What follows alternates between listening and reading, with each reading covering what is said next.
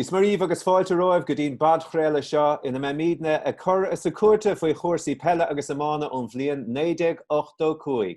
Blian in a rairg le I fáilí, créibh na héireann na máinte bhuachan den dara uair. In a rairg le ciarí an néo créibh is fethe a bhuachan te gúrsaí pelle agus an 7ú ceann faoi Stuart Vic O'Dwyer. Tá áthas ar an fáilte a chur raibh Pat Fleury a bhí mar chaptéin ar I fáilí an lá úd. Hello Pat, consora dí? An mar fad behave so hen. Anna bhagar magad. Freisin tá Jack O'Shailing, hí Jack mar fellador na bliana, agus bhí sé bóchant an 7ú bán, an 6ú bán bechearta marrá ile éireann an bblian áirithe sin. Hello, Jacko. How are you doing? Very good. I think I'm right. Was that your $6 Ireland that year? $6, $7 Ireland final, 6 to win, yeah? 6 to win. Gur magad, just to clarify. Agus tá Micheál O'Shailing, an creaaltóir ar fan na blianta fada gan áras le RTE radio na Gaeltachta, agus fear a héana a bhuaig hábhain ile éirns na seinte le Ciarí. Hello, Bhíl, chun sa cuasaí a Ciarí tróna? Anna bhaid fad agus na sáinte go léir. Gohúntaach agus sé gohúntaach go bhfuil sibh an sa léach an cuasaí a phlé. A Bhíl, tá sómíd leatsa. Ní minic na réchan bhíd siar ar na blianta agsúla na raibh an fellegus an na máid go mag go labhríomíd fé 1985. Ach, bhí sár bhliana nach raibh agus sár chluíad a fellegus amáint. Tá ceasta fada go bhí fiesta amánaíochta go háirithe agus fiesta pelle chomá, aber na chuoineófá craibh ceannis na mún san na mánaíocht bhí sé arás ar fad, bhí na chluthaí le cheannis arás agus na chluthaí ceannis, agus sa chaidan son bhí craibh na mún anna amáíocht ar fad idir Ciarí agus Corcaigh na chluthaí le cheannis a chríochna gur cóscór an aighuioine cháin agus na chluthaí ceannis. Bhí fiesta pelle agus amánaíochta. All right, agus féach míad a reintas na bóg faintí sin Saravad. Pat, féchan ar 1985, bhí I fáilí tréis cáilú de chluthaí ceannis na héir 1984, chail sibh, de réir na tuairiscí ní rimmer sibh go maith sa chluthaí ceannis sin. So caiigh nach raibh sé dechar daoine a riasach an ibre an íireacht amháin dhéile in 1985, go raibh? Well, gan dátá sé Jackar Billar kaint faoi 85 a thurbeh gan, mar a rinne tú trach bhíon a Dr. Cahir behir agus an. A dí má a bhí orin mar bhí sé go léir nó a dúine tar éis dúin craibh lein agus craibh na héir na bhóchant den chéadú riamh cúpla bliain ribh sin caile mar gábte ceannis lein 82 agus 83. Agus há go mar eisi 8 Cahir agus bhómar ar na Garman le ceannis lein agus bhómar a gáilih agus so ik leg ganis na her an hís an nólas in a rire period de rimer gapioch kom an a corcus se kéle agus crohimer 3 jans cool ach an lá ní ach géan ceanna chosú de seach sa líon tá agus swimmer tá is ga chéine ní aon tún na seansa na sin ach búlamáin ag le mór agus diáí corca go meise dar rinne gus bí an bú tiltte go maitha có ach bhí brise críorin rud nu a dúin craibh a bhóchant in 1981 agus rud nu a dúin ceanna chaidúint in 1984 agus gandát nor a harlíonn sé sin bíon sort fáiló sí gún dé agus bíon daoine a géirí an lucht a chur ar an gcuine seo agus ar an gcuine siúd ach an rud is fearr faoin na blianta sin ná nach raibh mór an náma ag daoine bheith smaoine faoi mar bhí mar a gimmert cléhí clubanna agus cléhí sa strachamórtas te bhí de cúpla seachtain. So bhí orin dul ar eis isteach sa rud agus chosí mar a rís agus bhí mar Harbheith diomháilte 85 agus nuair a tháinig an tarintach well ní dóil an gur bhéidir lín tarint níos deacra áil ná an ceanna tháinig amach nuair a taringíoh sin amach as an hata le chuilcuinnig sa cléthe le cheannis agus Janna chuid ébre le déana a bhhain rih an cléthe sin dar gan. Bhí agus tá an cléthe sin na going agus féichi mi dar Saravad ach chuúta anis Jack. This 85 year was the middle one of the 3 in a row that team had won after the disappointment of losing in 82, 83 a bad year, and 84, 5 and 6 All Ireland's going to carry. After winning in 84, what was the momentum like heading into the 85 championship? How important was it to retain the cup? Yeah, I think the momentum was good. Our team had probably revolved a bit from the 79, 80, 81, 82, 83. So there was a few new faces came in 84. You had the Thomas Ballan, Ger Lynch, Ambrose O'Donovan. So the folk, like, I suppose the fulcrum of the team was still there, but there was a few new lads came in and they brought new impetus to the whole setup. And you know yourself, when you have new players coming into a panel, it lifts the training, it lifts the whole attitude, and it makes it very competitive again. So I suppose this was, you know, we weren't disappointed in 82 and 83. It was lovely to win in 84, but you know, we like to put a few back to back when we could. So we had a good team, and you know, what we needed was that bit of impetus in 84, 85, and we got that with these young lads coming in. Okay, so tosámid den éis féchant na cléí agus an cléis sin na Louis Pattinson nuair a taringíoch na hanamnacha amach as an hata de chréibh lain siad ífáilí agus cail chuinnig a tháinig amach lení chéile agus bhí sárchluthe agus cóscóir atra I Borc an Chrócaí.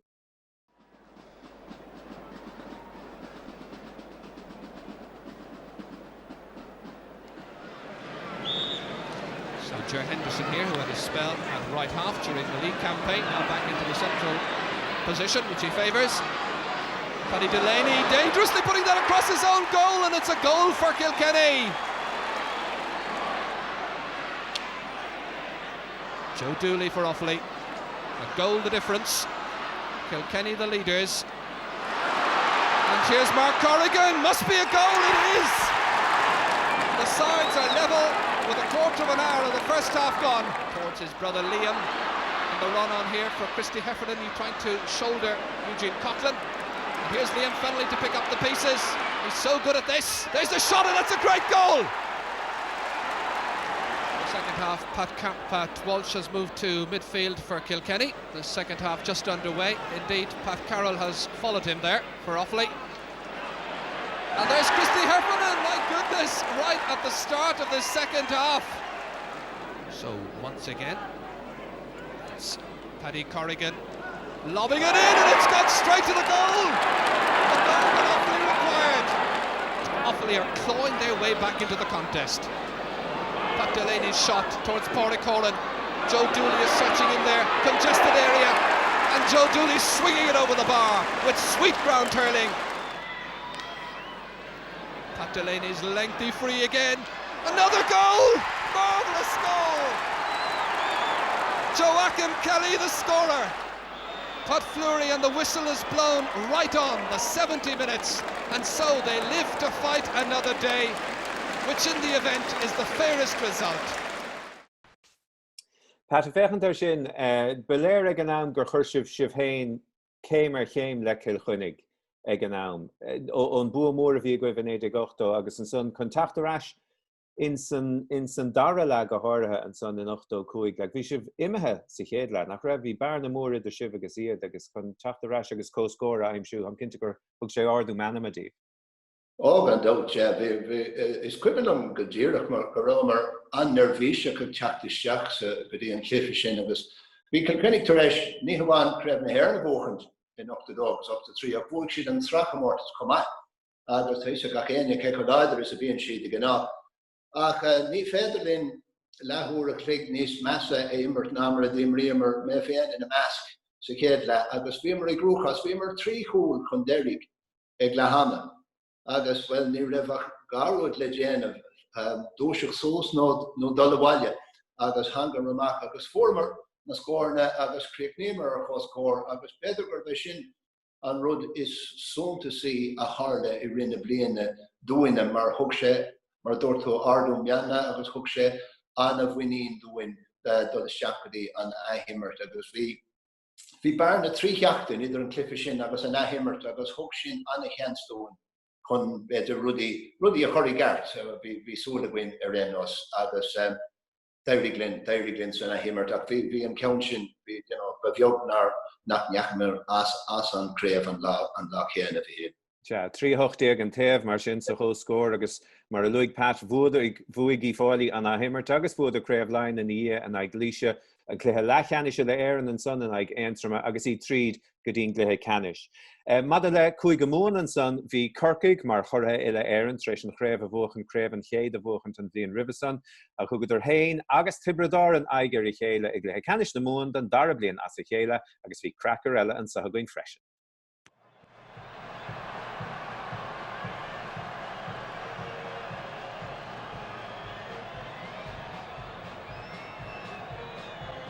Getting it away too far. Tomas Mulcahy and Dennis Walsh in there. Dennis Walsh In towards Donny O'Connell. O'Connell going through the defence. This looks promising. The referee gives him an advantage. The hand pass in. Towards Ger O'Neill again, looking for another goal. Blocked down. Seamus Power. Michael Doyle raiding. And it's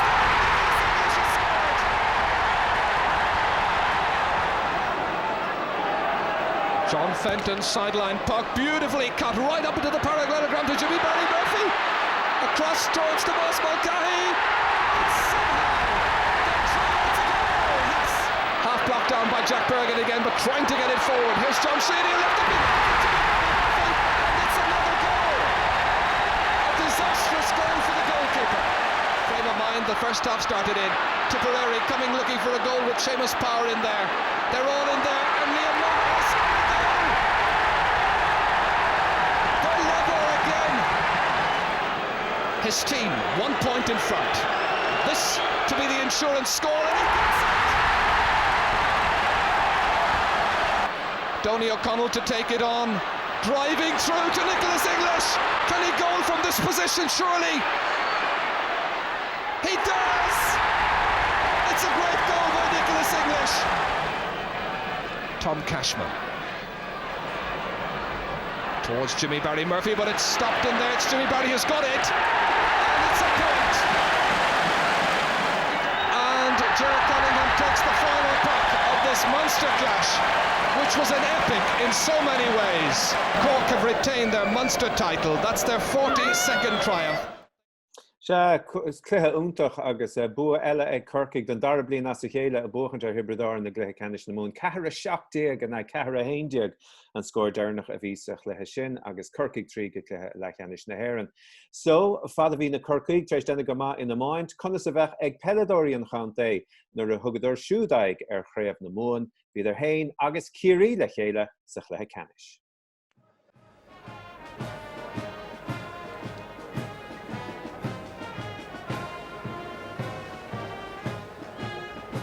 John Kennedy, patted now 40 yards out, leaves it back to Jacko. Jacko tries to take a shot. It does, it comes off the upright. Owen Liston is a goal for Kerry. Owen Liston the scorer. Now playing centre forward on the Cork team. Barry Coffey takes the shot, and a lovely point there by Barry Coffey. Column to Jimmy Carrigan.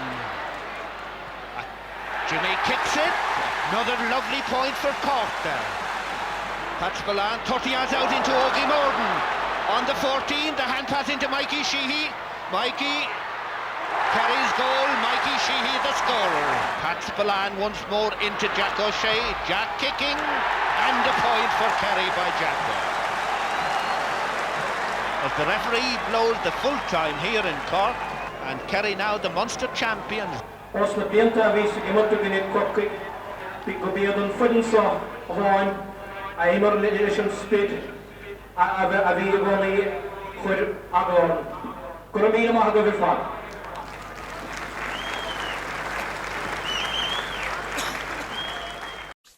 Se Paddy O'Shea an son ag caint bhí sé mar chaptéin an bhliain úd. Mike bhí tos anna chardú le gcónaí le Paddy agus bhí sé go húnta mar chaptéin mar imróir. Cad é bheastú fé an son le lein na bliana son an slí a dumpar sé héin agus an slí a dimmer sé? Mi an chríí a bheithan chaptéin agus né hastig go gcónaí agus nuair I bhfuil céirí hir creibh chunta fuairse an miansan. Agus robbid sé héin go cruig mar be banisteoir na fórna sinné chomá. Agus dós na bliana an chiad chluthe I dhéimar sé mar chaptéin íar micáidhair óráid a húst Carlach a bhíleo a gomórtas oscailte fód. Dúirt Paddy go meach sé bhéal dúnta go dtí creibh na mún na naig chorcaí agus bné mar hit séach.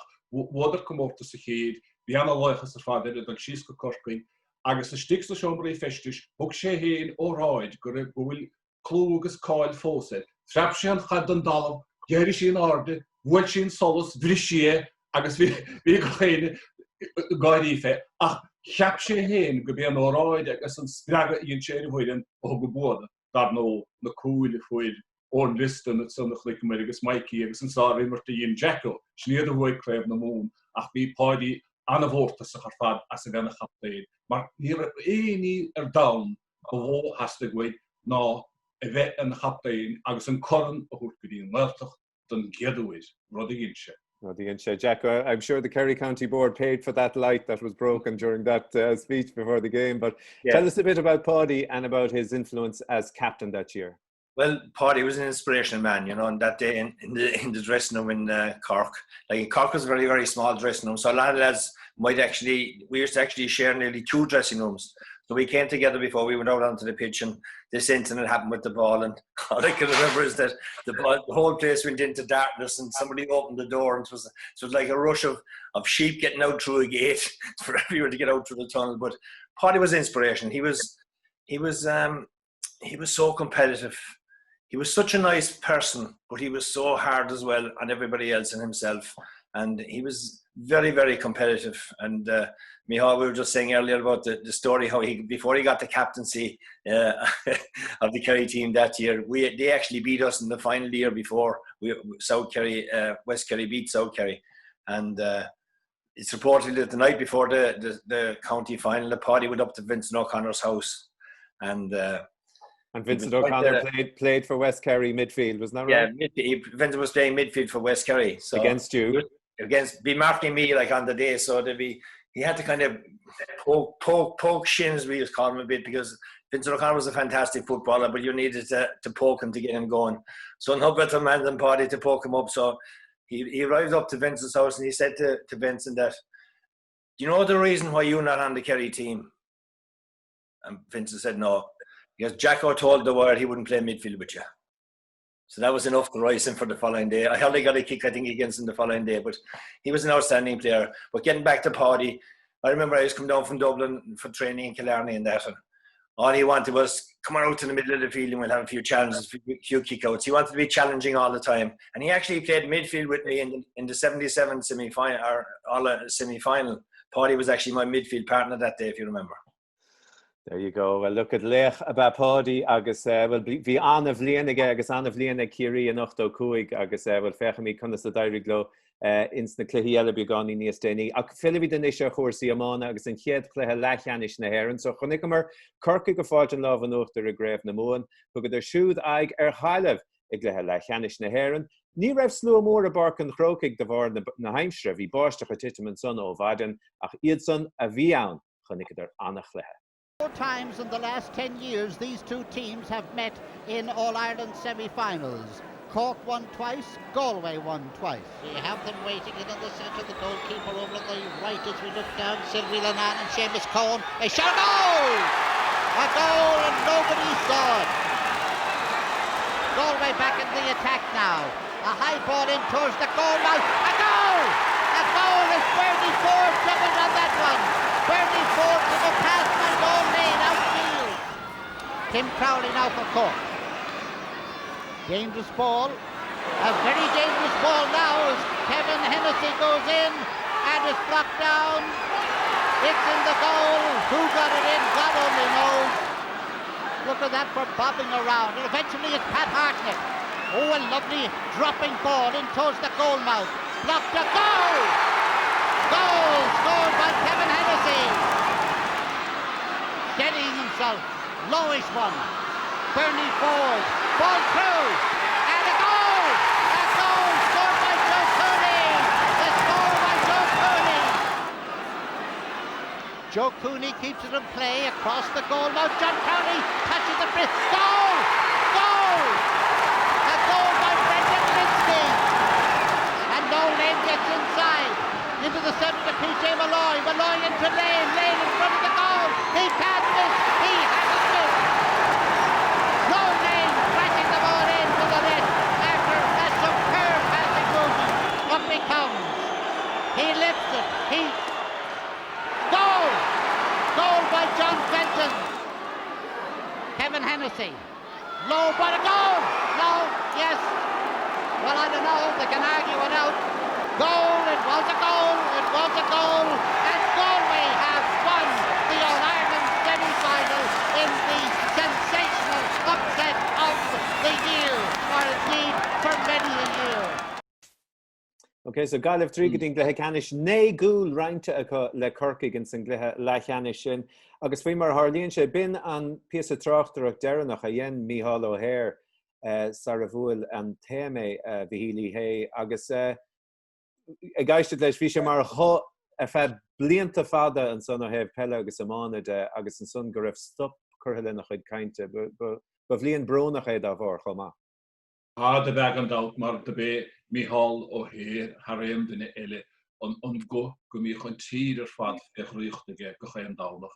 Bhí íbnis, bhí drúocht éigen nach cho agus chomáile sin ligan tú an cosísa dhéanach sé ar na chluí ní dhéanach sé éon rud a chuideach astéan i millióidir le go deo, ní ddíireach sé éí mar jaala. Farróstal a bethe ach an drúocht a bhí in nach cho sinné chuige bhaim ar a dír fad. Go speisialta ar fad agus is bhilach ná beag i le héad a dtíar ná a ríist. Agus narág sé a réibh sem mar ráachtra le cluthe bra agus Pat Fleury bhí gaiileh dain séireach tháinig ar isteach sa chluithe sin in aghaidh curtha ile éireann agus bhuailad ar iad agus leis na cúil sin a daim siad a ceir a chúil ar fad a furadar sa chluithe sin a raibh sibh sé áirasach agus sibh tuairt aigeartha sa chluithe ceannis sin san. Well, dar nóid Harna blianta dairí go hanhá le gaiileh i gcuine corcaigh go 7 agus 7 agus réisiú san an blian sin 8 agus éon uair a bhfuil si de corcaigh dairí chuis mailó agus bhí ar ábal a cúil a scóráil agus trochlá amachchas amach a bhí an agus bhí an gaiileh bhí gcónaí dain séireach agus is féidir líon argáintí dhéanamh faoin sort TKDSka a fuardar is seachadí na cluichí le cheanise blian in níag bliana. Agus orintanta dúir sé dóibh agus nuair a bhóigh siad an cluiche le cheanise, díreach is seachadí an cluiche ceanise agus cabhaigh sé go mór lá ach an sin nuair a chaileidir na cluichí ceanise sin beidir beidir a déanamh beag anin gearán faoi aspa cluichí agus bhí sé sin fíor chomá ach nuair a bhí an cluiche sin ar siúil i bach crocaigh, bhí mar féin ag immert i gcuine éintrum chúsaí in ardhacha agus sin cluiche díon golóir agus daon séireach golóir mar faoi mar a lomar cheanna féin deireadh den an ceanna sfeara áil ar a chuil cúnig i gluthe lechanis lein san ahimmert agus bhí sé cholín le sparáil gcuin. Agus beidir mas rud go raibh an cluiche a chréicnig chorm trítheachta na ribe sin sontas ach bhí an tora an cluiche sin i bhadnaí sontas í ar fadar fad.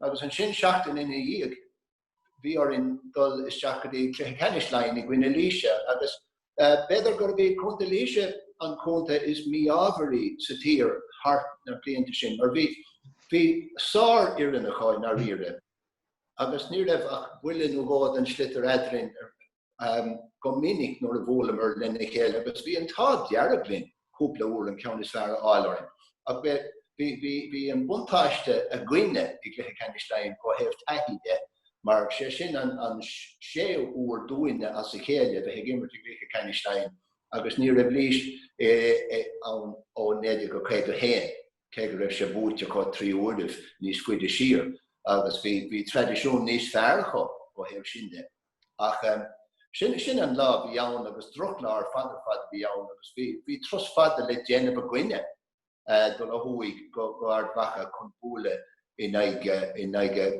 chunta éintrum an lá sin agus an rud a sontasí faoin lá sin ná gur a bheith sin an lá deireanach a dimmer Pat Carroll dí bhailí freisin. Agus ní raibh sé ábhalt an cluiche chríoch nó agus fóramar amach tar éis cúpla seachtaine go raibh rudí go donna leis.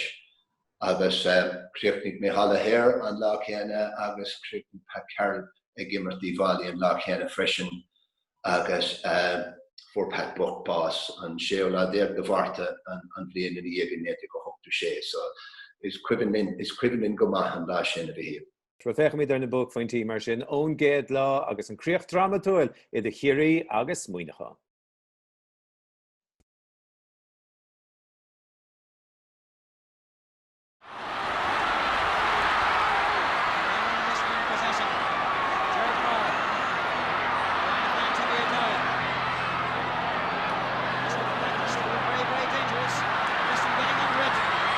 Possession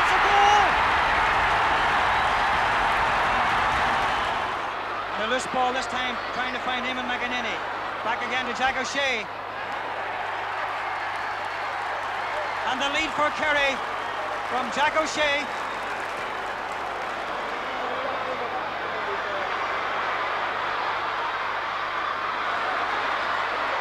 Ger Power to Jack O'Shea. And the Kerry saviour does it again. He gives him the lead. This is pulsating stuff.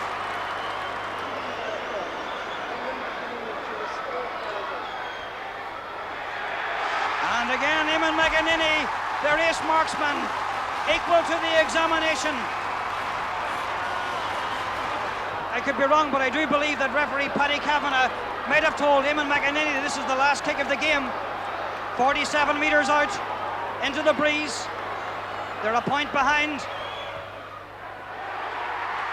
The score is level. Glorious, glorious score there for Eamon McEnany. And it's over. It's a draw. And Monaghan, the Ulster champions, the National League champions, have given Kerry their fill of it. And they come back here probably this day fortnight to renew acquaintance with Kerry, having done Ulster football a power of good. Ní list go mar raibh tusa in na tráchtar ar a gluiche sin gleap leis go raibh ach an kick dearnach sin na Eamon McEnany cad é mar iarracht den ag na gaotha.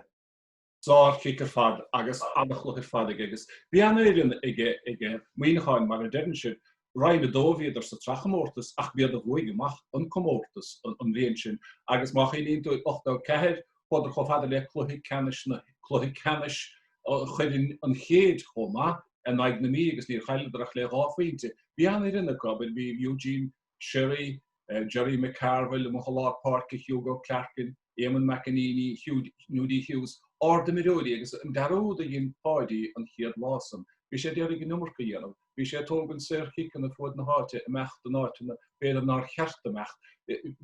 Bhí numar go fáin a feiste héin a hágint agus is dóilm go dúirt mic go wireless tréisna himara fnecht na feiste héin den géad láile rud a gin.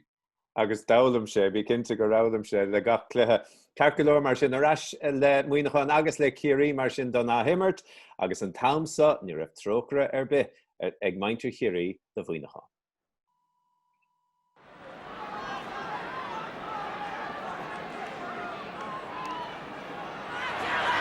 Kerry team with a lot to prove. People have been writing them off saying that they're over the top, but Jack O'Shea and Pat Spillane are going to prove people wrong. And Spillane's second point, and there is simply no way to stop that kind of power play. Ger Power on for Timmy Dowd, a difficult angle for him. Did well to keep it in the parallelogram. Owen Liston, a goal for Kerry. Well, that's the start they wanted. And the linesman, meanwhile, on this near side of the field is trying to draw the referee's attention to an incident that happened off the ball. Liston is being sent off. Well, this is a sensational turnabout. An off-the-ball incident involving Jerry McCarville here. And Kerry are down to 14 players. Ger Power. He's a very busy forward. In for another goal from Power.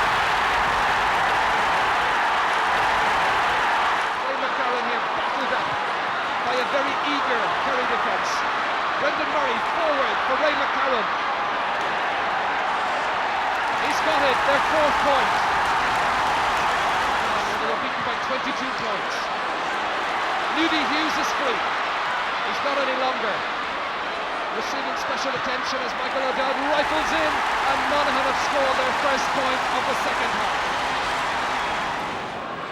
Jack O'Shea racing forward from the half-back line, swinging over another beautiful point from Jack O'Shea. It's his first point of this game. David Byrne has been a disappointment. Eamon McEnany has been unable to get in a scoring act on a regular basis, but this time kicking a very important point. Kerry have already lost one player, and Hugo Clarkin is the second man to be sent off. And it's Kerry, as expected from the opening 10 minutes, who go forward for the All-Ireland final. Jacko, you had a great start in that game, 2-3 to no score. but Monaghan did come back. It was only a 5-point game in the end.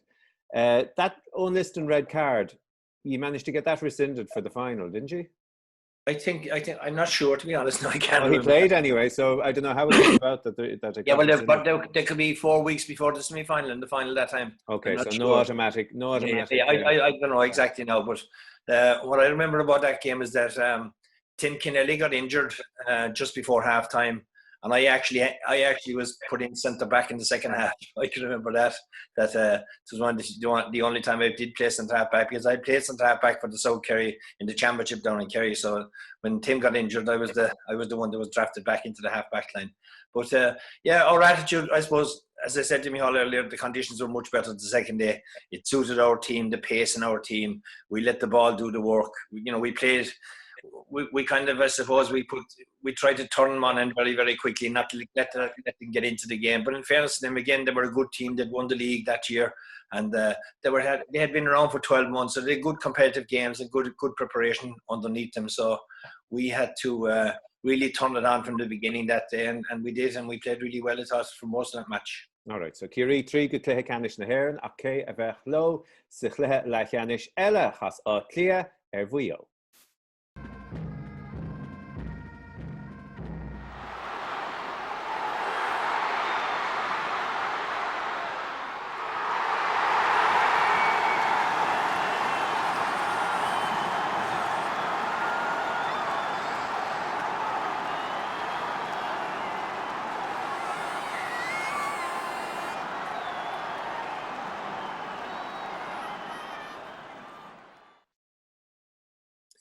So we owe a tacht ar asmar sin viidir Seacúlín chun Derrig ach a co-scóracha insangid cléthe sin an aigá clia. Rud a chélig gur hasad ar hain agus maintar á clia ar a chéile insan á Himmerton son cúpla seachtain níos déine agus an tamsa bhíon lá ag fear na príomhcárach. Se goibh na bóg pointí. They were the no-hopers, of course, the first day, but they're under pressure now with Charlie Redmond going through. Still there for the taking. Mayo now trying to reassert themselves, trying to pick up the initiative once again. And Pádraig Brogan is in full flight. Oh! John Kearns outside him. Jim Ronayne has pushed forward, but it's in towards Barney Rock. Joe McNally waiting for the break of the ball. And Kieran Duff has made it! Kieran Duff, the scorer, his second goal for Dublin. Yeah, comfortable enough, Jacko, for Dublin that second day, but that was some goal. That Pádraig Brogan goal was talked about for a long number of years after for Mayo. Pádraig was one of these players that really stole the limelight that day. He was a phenomenal athlete, actually. He used to do a bit of training with us in Dublin as well. He was a great runner, but he was capable of coming up with anything on any given day, and he came up with a real beauty on that day, and he took it really, really well.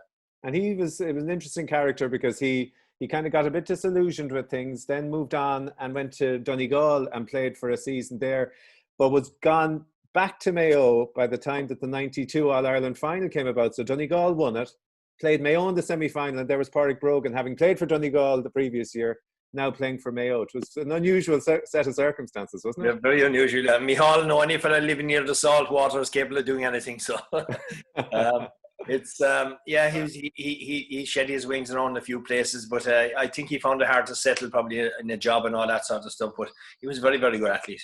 Yeah, and Jacko, I suppose finally on Mayo, as I mentioned there, they came back from being 7 points down, and okay, there were a couple of points behind Dublin at the end there, 8-point game, I think. But you could nearly fast forward to talk about any Mayo team, maybe making a massive big comeback and coming up short.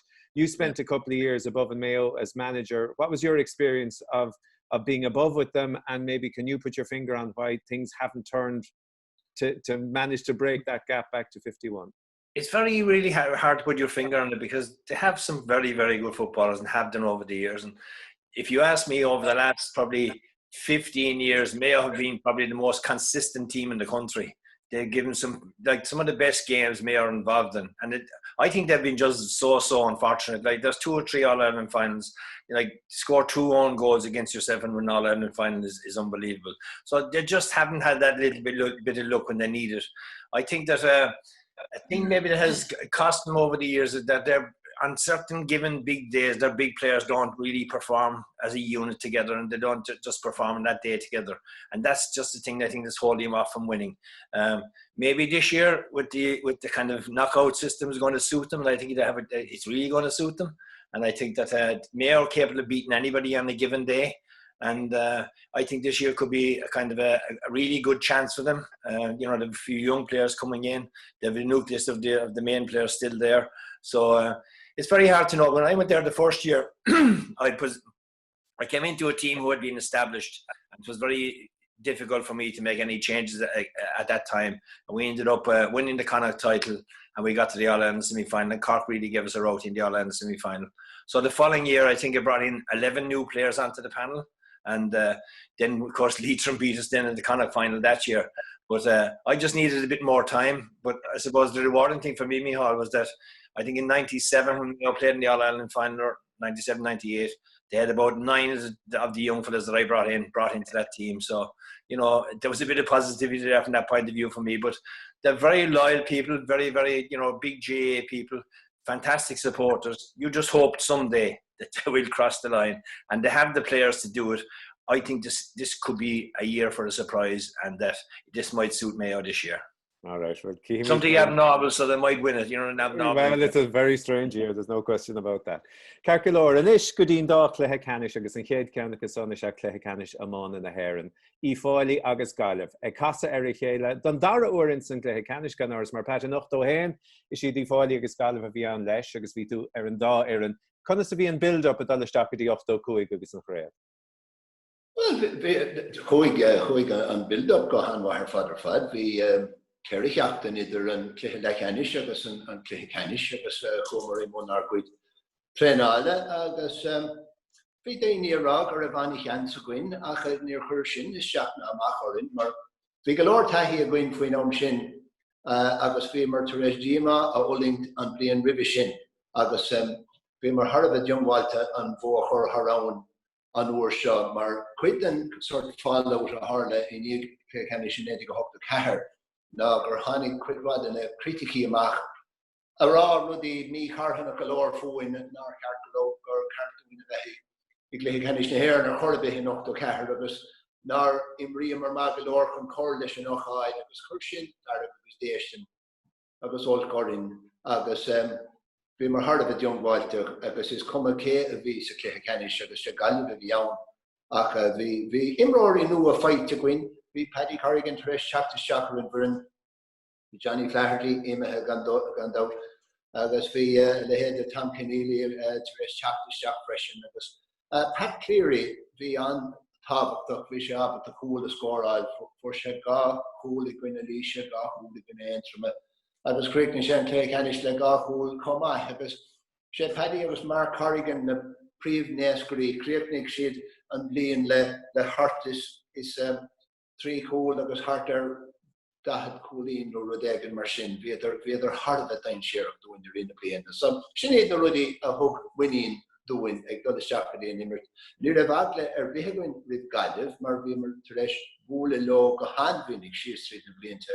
Go háirithe sa trachamórtas agus bhí bua éasca go leor a bhíon orthú sa cléthe lechanis an blian ribhe. So sin an sort build-up a bhí a gcuine agus Bhí sé go deas agus chumar seachán agus bhí mar cinnta go mar réig. All right, well, fech mi tíranis ar na buach fointí, so treistáibh casar chéile in 8-5 sa chluthe canis is siad Fáilí agus Gaillimh casar chéile a ríist sa chluthe canis 8-5. Séisiir nua ag immert do Fáilí sa chluthe canis sin mar champaráid ar 8-5 agus seo go bhanis na buach fointí. Pat Fleury leading out the green, white and gold, their second successive All-Ireland final. Can they make amends for last year? 1 point in the match so far for Offaly. 4 points to 3, his side behind. Low, hard this time, stopped by Peter Murphy, and a goal! And against the run of play it seemed to come. Sylvie Linane racing towards it, but Joe Dooley was stopped brilliantly by Peter Finnerty. The loose ball picked up by Pádraig Horan. Horan from way out towards the sideline has scored a lovely point. But very much thanks to that goal in the first half. Mark Corrigan through towards Brendan Birmingham, inside towards Pat Cleary. and he gets it. Pat Cleary has scored a second goal here in Croke Park. Fierce determination in his run. Inside for Mark Corrigan. A point. Oh, it's a blistering start to the second half. This is Michael McGrath, won an under-21 medal in his career so far, looking for the big one. That's nicely taken by PJ Malloy. Oh, it is a brilliant goal. Easily the best goal of the match so far. They're back in it again. Ger Coughlin, it's anybody's game. It's there for the taking. Pádraig Horan says, I'll take this, and he takes a smashing point. Pádraig Horan scores from 50 metres out, and the referee's whistle has gone, and the All-Ireland final of '85 has been won by the Midlanders of Offaly. It's sheer delight for Pádraig Horan, for every one of the supporters from Offaly, their second All-Ireland success. An rud a Harla doing in Norwich, in Norla Celia. Tá sé cortha faoi Crainneomh agus buchas le dia sin. Se curtha faoi chré Pat an chalún sin in ag Corcaí. Cad a bhreathan tú inis a féchan siar ar gluthe sin? Well, Cléthe nervhí go leor a bhí ann mar a bhí. Bhí gaile bhí gáinní daon séireach agus bhí na tosathe choch agus bhí John Connolly éirithe as dar ná ach fós bhí Bernie Ford nó léana agus PJ Malloy istigh sa bhína lán túsach agus bhí is a bhain go meach job leidir de déanamh bhain chun súla chaméad orthú agus chonig tú an sort skill a bhí ag PJ Malloy an sin agus an cool a fuair sé. Ach ní raibh mór an adrin ar féin le agus formar brisin nó go an seochas an siúd agus chonig mé rís an róla bhí ag le héad a Brendan Birmingham an sin Eisiau na hwg an pas live de Johnny Flaherty yn och to hen agus hwg se pas live ele stig the Pat Cleary chun an darachúl a fuair sé. Cúpla nómad inig le Amundsen agus bhí an count sin hard a cinúnach.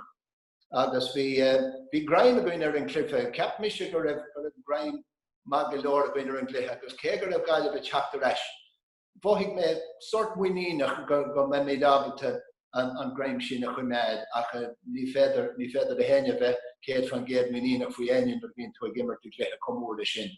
Ach faoi ar hir hála rénos chur mar an báthrán agus bhí glundar or in go léir mar tar éis tú in bhchant den céadú in nach do héan bhí sé hard a tappa dúin an dara ceann a bhchant mar tá lean fórna ann a dairí gló creabháin ar na bhchant ach croigh sin gur for an anwatha bhí onin agus bhí an tóla sin a gcuine fóin féin an tán galóir ach an tán galéir ach bhí sé mar sort fruchtúin é sin nach rathú donna criticí agus na daoine eile sa tír. Agus a leir faoi criticí mar sin tar mí daig inis ar an seamra festas agus cluisiimiid ón Manisteoir a bhí goibh in 85 agus go dain in 81 sin Dermot Healy agus se an méid a bhí le rá geisiú. For the second time in your history, Dermot Healy. Congratulations, Dermot. Very much. Well, what was it like? I'm lost for words, honestly. It was a very tense game. For me in the dugout it was. I've lost more perspiration than any of the players, I think, but it was a fantastic victory. Offaly has been in the doldrums for a long time. We won our first All-Ireland in '81, and people said we're lucky, and I get vexed when people say those things. And then we came back to repeat that last year, and my pride was very hurt last year. I said nothing. When my pride is hurt, I shut up and I take my time. And I said, the only way of proving things wrong is not by words but by actions, and I think we did that today. And it is fantastic for Link, it's fantastic for the people of Offaly. I told them last Friday night that Offaly is into the water for all summer. And a lot of people, farmers, people working at the bogs were near despair. And I told the players that you're going to save people's lives. And they did that today. Se Dermot Healy an son. Agus Pat, bhí tusa gimmert le Drumchullen for an sóisiúach, club sóisiúach in Ífáilí. So ní ar bhain gur bhuaigh sibh craobh an chaunté go bhfuair tusa gur capach tú a chaptéin. So Aberling an nasca bhíidir tú hain agus Dermot Healy agus chuna sa dibric sé sin na déobh an ar na olahú. Well, Caime to a cartour those and ní club seach go bhí an ina chuir be club sinir an Tom Blair be hí. All right, an isgur club social sibh na. Níl mid seir faoi láthir nach chuiread. Níl bí faoi láthir. Caime mo chud nótaí a léamh an chéad láile fe. Nach raibh déobh so chuan de bóite buin ach daibrig me gólan le Diarmid sa gáblaíonn sin 8-4 agus 8-5 bhí an tá dearaglainn Diarmid an áil óchrail chuinnig agus tháinig sé isteach chun caintlinn bliain nó bhó ribhdó teach isteach agus bhí tróir a teastáilúin, bhí cóir le teastáilúin, bhí is a gin go raibh mar a fiabhsú agus go raibh mar a dul sa tró ceart. Agus ní dóilinn go raibh éon cún de eilinn ar an chomá le chuil chuinnig. Chun an tálas a bhí acu faoin glyffe máine a roint le chún de eile, go háirithe daoine a bhí réig chun éiste cló, agus tháinig le héad isteach, agus tháinig Georgie Leahy isteach agus daoine mar iad. Agus an sin, nuair d'éirigh le cuiste chún dí bhailí, Diarmid an áil mar banistóir agus mar chóiteálaí, bhí glundar orrin, agus chuir sé béim ar na scileanna an Tom Blair, agus beidir go raibh contathe cosúlaí bhailí a chur an numarcha béime ar fisiciúlaach de beidir ribhe sin. Ach deithrig sé an tréáil ó bhun go bar agus chuir sin béim ar an slitar agus gan éon modelle. Rinnemer trapáil fisiciúlaí rith an ghaoirí ceart go leor mar a tháinig an saoire nuair a bhéon modelle ann ach amáíocht agus na scileanna a cleacht an Tom Blair. Chut tapig agus is féidir linn. Agus bhí sé géirí muid a grís a chun na scileanna sin a chorigríocht níos tapúla agus níos tapúla gach éanaithe a chomar chun parcha agus cabhraigh sin go mór linn. Agus thug sin muoíonn dúin. Agus nuair a clisin tú stuff mar sin ag teacht ó air a bhí tar éis an méid sin a bhóchaint le fórna Caláiste Nef Círan agus fórna míúr a chuil chuinnig éistin tú leis. Agus buin muoíonn a go as agus fáin tú muoíonn as féin agus sin an ról agus an rud is mó a rinne Diarmid dúin thar na blianta agus beimid buíoch dó go Joe. Beg cinnte, okay, so gur mágad Pat Fleury, captainní fáilí ó 8-5 agus imreoir le Drumchullen, club Sinsearach ag gunda í fáilí. Right, bogam iad raig go cléthe canis na pelle mar sin agus don dara blian as a chéile Ciarí agus á clia a bhí le chéile sa cléthe canis.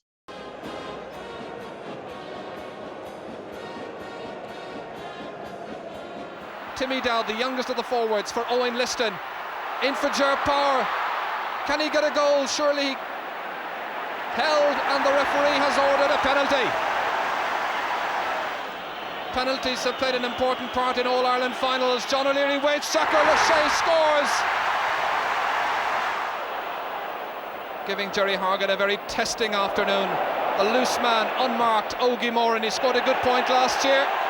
He scored a very good point this year.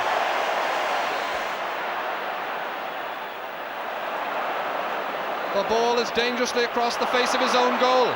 Tommy Carr looking for the next score and another score, and he's got a second point for Dublin. 9 points between the teams, remember, after that fabulous first half performance by Kerry. But Dublin coming strongly in the opening minutes of the second half. Tommy Conroy kicking over a point from 23 metres. Ger Lynch on towards Timmy Dowd. Can he get a goal? Yes! And it runs kindly for Joe McNally, and it's a goal for Dublin, just what they needed. John Kearns. This time it's down towards Joe McNally, it's another goal! Joe McNally's second goal. And the half-back line again supplying it for the half-forwards for Pat Spillane. This is an important kick. That's why he's the great player that he is. The referee calls for the ball, and Kerry have won the All-Ireland final. Champions for the 29th time.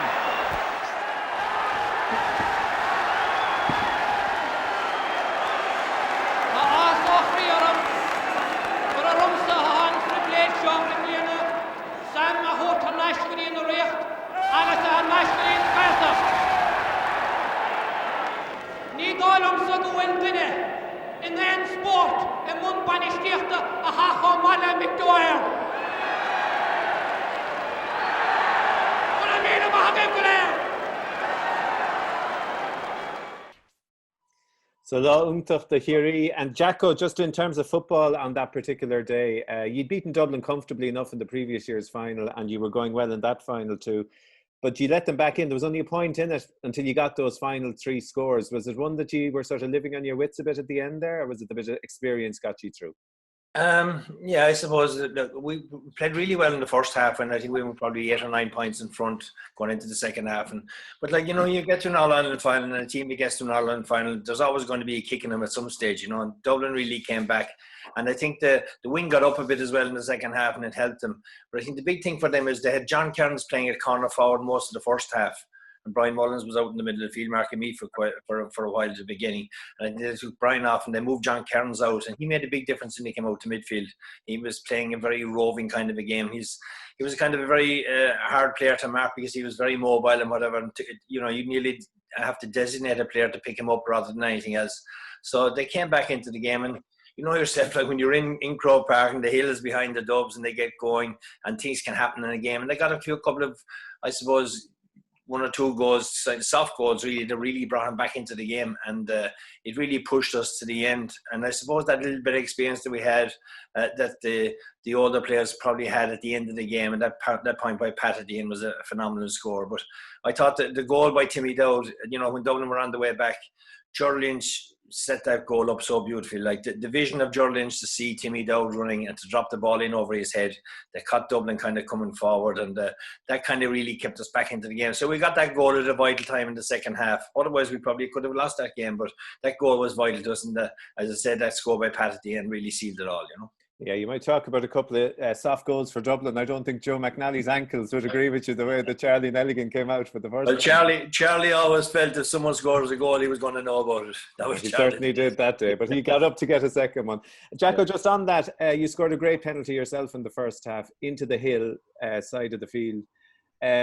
Mikey Sheehy has often said that he regrets taking the penalty in 82. He didn't feel right about it. Do you sort of have any regrets that you didn't offer to take that one, the one that Furlong saved?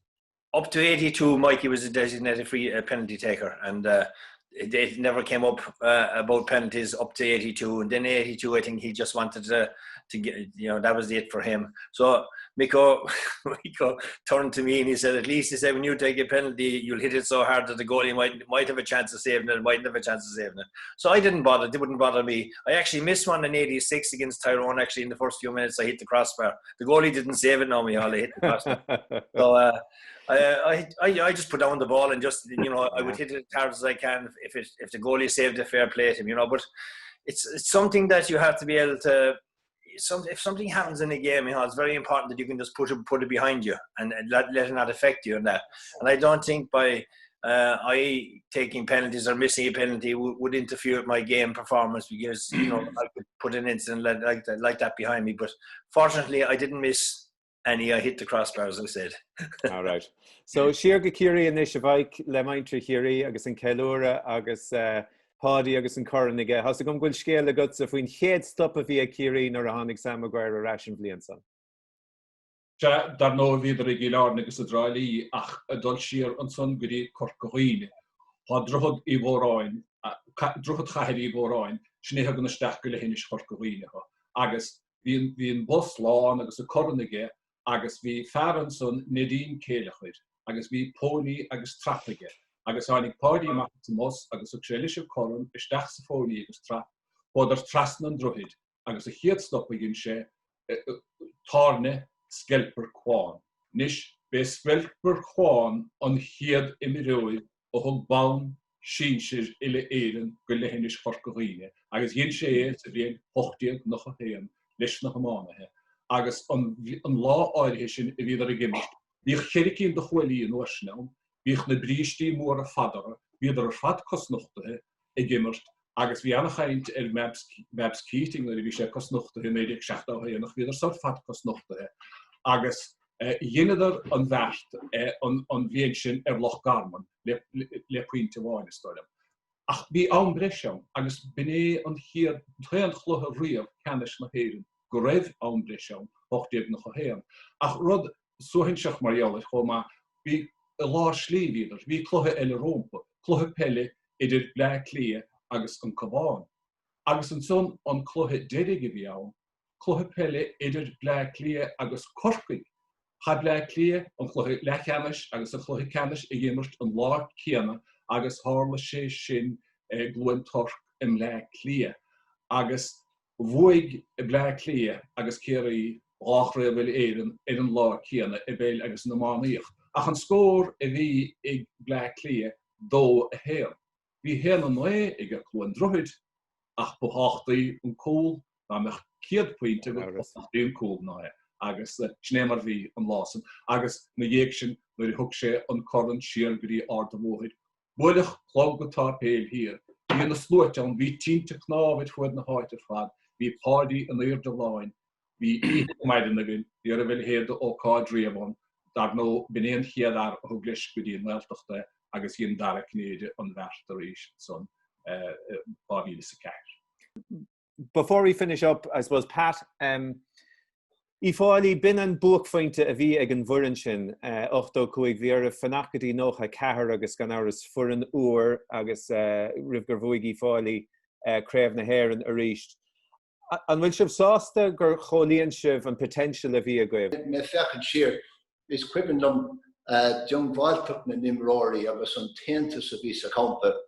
Agus is cuiban lom an riméid a bhí ma clown agus ma bhainter agus ma forráiste omláin in rum cuilen ar a hog me an corn a reis seach sa forráiste sin. Den chéadú riamh. Tá ceir a craibh ile an bóteag I bhailí agus hánig tróir an na captain as club nef Rheiners. So tá an bhród muintean an forráiste hen bhui sin. Agus bhfuil me leis an leach is mó a bhí a gcuine sa forráiste feardar a ben an Paddy Malaya fórbás le déanaí agus a dimmer le hivali ó lár na chuigedaí go dtí tús na seachtúdaí agus dimmer sé le chuige lein I gur na bhóiríon agus brahimid óin gomóre ach rud amháin scéal beag amháin a bhí hir hart caiiciis nó trí heachtain rivan cléthe cenis 4 milliliter láháin. Ó buchalóg a bhí cóníar hart tulach fór. Agus Dír sé ar an mas rud go bhúin sibh a dúirt sé an féidir lom a bheith ar an lorí libh ag dul sios an tráid I dulach fór, mar chunig me sibh a dul sios an tráid sin in 8 héin agus ba bhrealum a bheith libh. Agus ní lisa go má halamh an dam chuna sa hánig an smaoine bh seacha mo cheann. Maidin de luúin an lá in íag an cléthe cenis. Ach ris sé lom ar réanos agus an sin bhí me gróchas Ní a bhéise go halamh an dam caribh an bhóchail seo in a cháine mar ní a bhéin iver fáin a gom nó éonrod. Agus chuir me le fáin ar fear amháin I dulach fór éifigach an chuiste chónta a bhí tar éis dul bhaile a ní rih ré feardar a bheith Michael Noel Byrne. Agus dúirt sé ba gar Patty says tantáile tá sin a chóis chósa béal doris lo mé.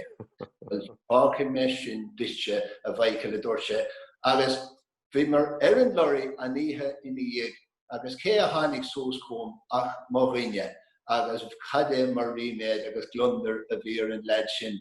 Agus thug me sósa go dtí tús an lorí agus thug me an corndó agus dardig me an arda ar feadh second. Tá sé bad ní sin inis ach tásúla go bhfuil cuimh na chuma aige ar an ócháid agus atá gomsa. Abi cinnte agus spreag sibh glúin nua de imróí óga bhuaigí fáilí craobh na hÉireann na minúrin 8-6, 8-7 agus 8-9 pat. Nar dhéan so tháinig glúin nua a níos. Ja, go dát ní dóilm go bhéine súil le choráthúla sa méid sa grad míúir a go háirithe tú sé 7 agus bhuaig na leid sin craobh a lein fé blian is fithe 3 uair freisin. Ní raibh go léin craobh fé blian is fithe bhuaige craobh le éar na bhuachan. Ach sinnéad na bóchadaí go léir a bhí immertins na náchadaí, súscadaí, hart ar gábhíle nuair a bhí me féin I gceannas orthu ach sin drám fíor sciúil a tháinig in ar níag. Agus le cúna dé teochaigh grúpa beag nach nó gach peoch chumá leo, ag sé deachar grúpa le bhí gach peoch chumá leo. Let me just soul agus ag gui go dar no ag grudeg and doing some being tomorrow. Jacko, the last word to you. I just want to briefly ask you whether the 4 in a row team was obviously the team that everybody talks about, but the 3 in a row team between 84 and 86, was that in a way a more significant achievement for Mick O'Dwyer to be able to galvanise that team, reinvent it a little bit, add in a couple of new players, and to manage to win 3 in a row? We've seen up until the Dubs have done it so recently, just how hard it was to win back-to-back, not to mind winning 3. So that 3 in a row team, what are your final thoughts on that? Yeah, I just think that, as I said earlier, like we had a very, very good team for the 4 in a row, and then we had 2 very disappointing defeats, which would be shattering to most fellas in most counties, you know. But like as I said to you earlier, we got that new impetus of blood into the team in '84 with the 3 or 4 players that had a huge significant part of the team. But the nucleus of the team was still there. The competitiveness was still there, Micheál. No, like our team are real competitors. Our enthusiasm to train, our competitiveness when we trained didn't dimmer, didn't change in any way. So, like when you have Paddy O'Shea and these boys around, nothing is going to slacken off. You know what I mean? And we had 2 unfortunate defeats in our mind. That's what they were, because like there were games we could and should have won. We had chances to win. So, you know, but there were such marvellous times to be part of, and it was such a unique time to be part of a Kerry panel that just loved to be together and wanted to make each other better and pushed each other to be better people. And we had a huge experience that's irreplaceable, really. All right, which is all in Condera for the Shigora and so Tranon. And you've not any Gidarud or GAA gold of Egger Schuler TG Carr Tranon the Downig Egger Fehach on the Shay. Agus Bemidna Arash Shabat Krell and Kadin Shahoing Egger Shacht Agus Begnadeg Ochto Shay off lay a going. Ach Mavoyas le Jack O'Shea, le Pat Flory, Agus le Micheál O'Shea, as Felling and so Erabad Krell. Gedin Gedorella, Slantan.